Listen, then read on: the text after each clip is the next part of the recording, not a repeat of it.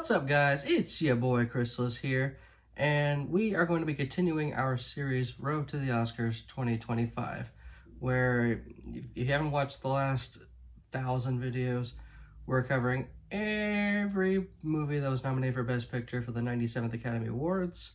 Those are going to be on March the 2nd. I've got this one and one more left, and the series is finally done.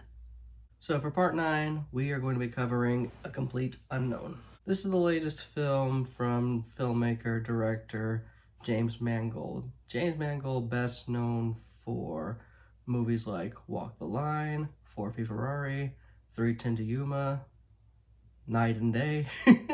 I've watched a fair amount of James Mangold's movies, and I'd say I dig quite a few of them. I really like what he did with Wolverine in the movie Logan. I thought he did fantastic with that movie. Girl Interrupted is also really good, and it tugs on the heartstrings really well. His career stretches all the way from the mid-90s all the way up to now, and it kind of surprises me that he's only now receiving a Best Director nomination when I feel like movies like 4 Feet Ferrari or Girl Interrupted or Walk the Line may or may not should have earned him a nomination by now.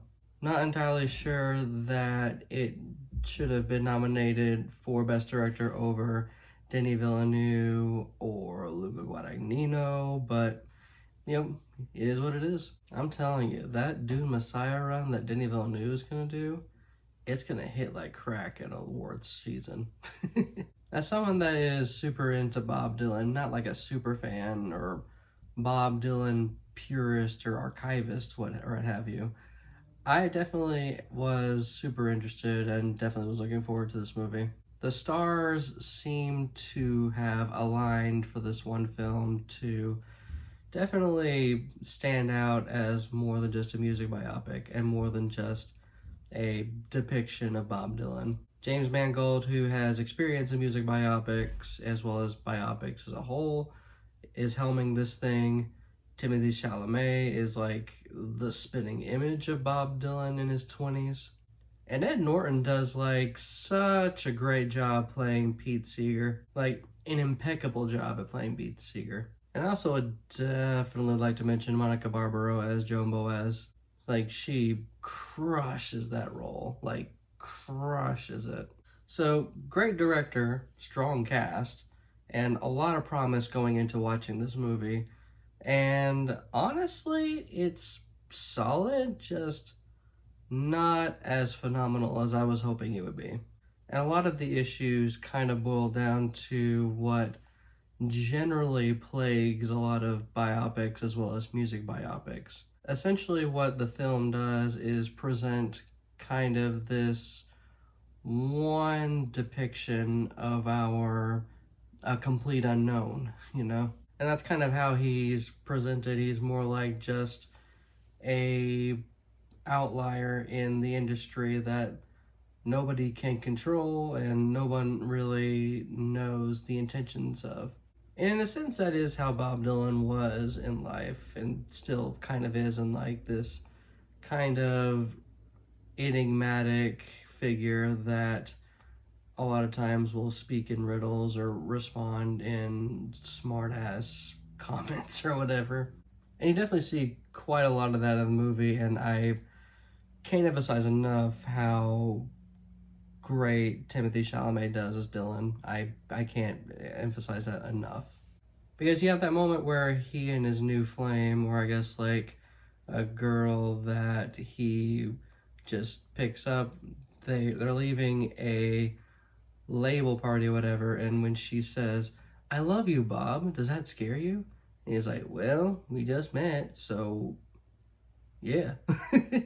As well as Timothée Chalamet does at presenting himself as the enigmatic, aloof, historical, you know, he is a history icon in a way, and such an invaluable icon in music, we only get that from him. We only get this one single depiction from him, if that makes sense.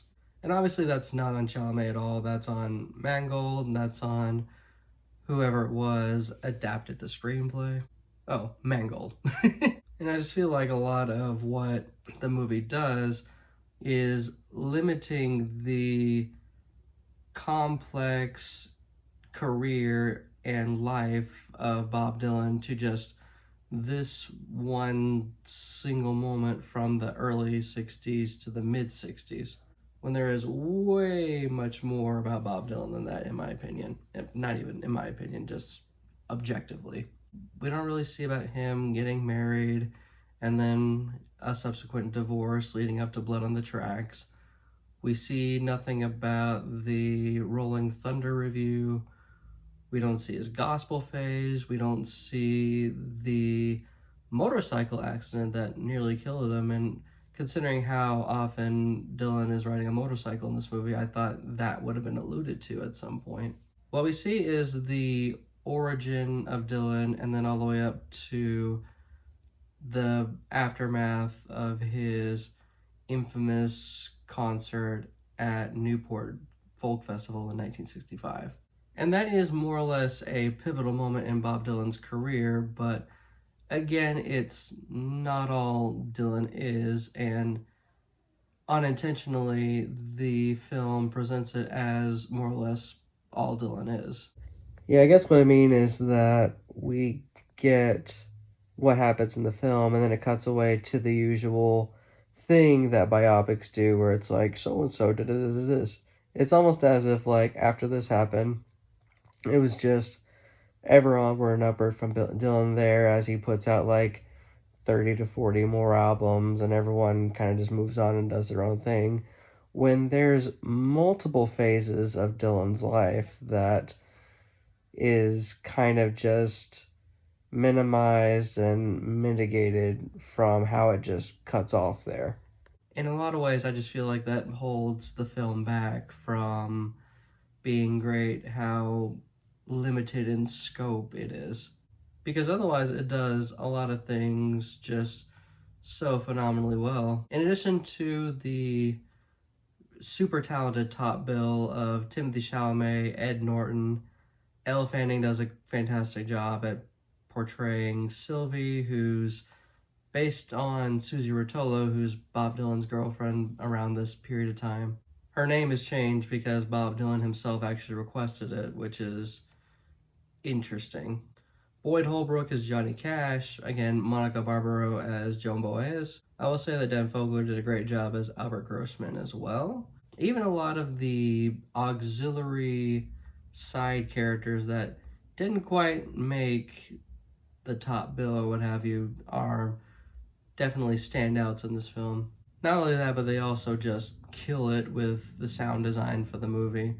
A lot of ways, whether it's Dylan performing inside of an apartment or he's performing outside at Newport Film Festival, especially when you're watching in a theater, you feel like you're in the moment with how well done and impeccable the sound design was. You can tell that in multiple different ways that this movie is a labor of love for this time period. But what really took me out of the film at moments when I was first watching this movie was a lot of the writing, I guess. More specifically, just how theatrical and dramatic a lot of what is presented ends up being. Like the whole thing where Bob Dylan is performing Electric at the folk festival.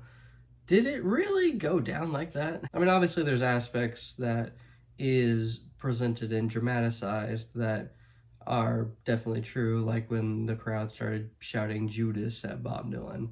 But did people really get into like a brawl over it? Was Pete Seeger this close to just taking an axe and destroying the speakers?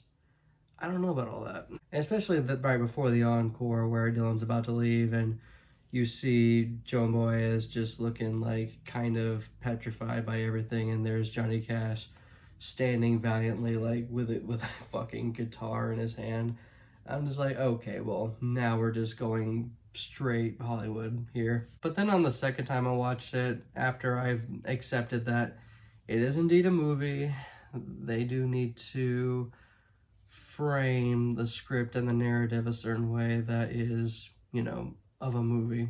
And I just ended up enjoying it significantly more the second time than the first time. I hope that makes sense. I guess what I'm trying to say is, like, not only is the film limited in scope when it comes to Bob Dylan's career, a lot of it feels very movie-like. And again, Bob Dylan himself kind of presented as this catalyst that people try to control, but he can't be contained. He kind of just shows up, he says he likes all kinds of music, and then plays all kinds of music, and then wonder why he's playing all kinds of music. It's possible that this could also just be a greater metaphor about the industry and as well as society itself versus us who just like a little bit of everything and don't want to be boxed into one specific thing or another. But I also just don't feel like there's a whole lot that would say otherwise, but I'm not ruling it out though. And if that metaphor is there, it's again not executed as thoroughly as it should. Because if that's the theme that we're going with in the reasoning why we are limiting Bob Dylan's career to just this one first half of the 60s, then I just feel like that needed to be fleshed out more and be a lot more elaborate. Because otherwise, as is, again, a really solid movie, but it doesn't do a whole lot to re-innovate or revitalize the music biopic genre, I guess. And that's kind of a tough nut to crack because, in my humble opinion, again, just off the top of my head, one of my favorite music biopics was Ray, starring Jamie Foxx. I think Ray definitely ended up being, in a lot of ways, the epitome of a lot of music biopics in terms of origin, rise, fall, and then resurgence. But given how massive Bob Dylan's career is, it just feels like we're only getting like a segment. We're just getting the origin, rise, and we never get like the decline or anything. But obviously that would mean that this would have ended up being like a 5 or 6 hour long movie, and it probably would not have lasted very long in the theaters. So, a lot of cognitive dissonance there, but it is what it is. And as this movie is, it's still, again, super solid. I do recommend it. It is definitely one of the better films that were nominated for Best Picture, just not in my top 5 out of all of them. So this gets a singular thumb up with like a tentative second thumb. There was a lot of promise with this film, but again, it just ended up just falling into a lot of music biopic tropes that it's hard to, shed from, essentially. But, as it is, good movie, I do recommend it. But if you watched The Complete Unknown, what did you think of it? Did you like it? Did you dislike it?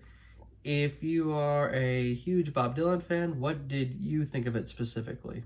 Or if you're someone that doesn't really know shit about Bob Dylan, but you watched it, what did you think of it specifically? Anyhow, that's about it. Next video will be I'm Still Here, and that'll be part 10 of our 10-part series. And then after that, we will be doing our predictions for what is going to win the respective Oscars and then the subsequent reaction to them. This is your boy Chrysalis here, signing off.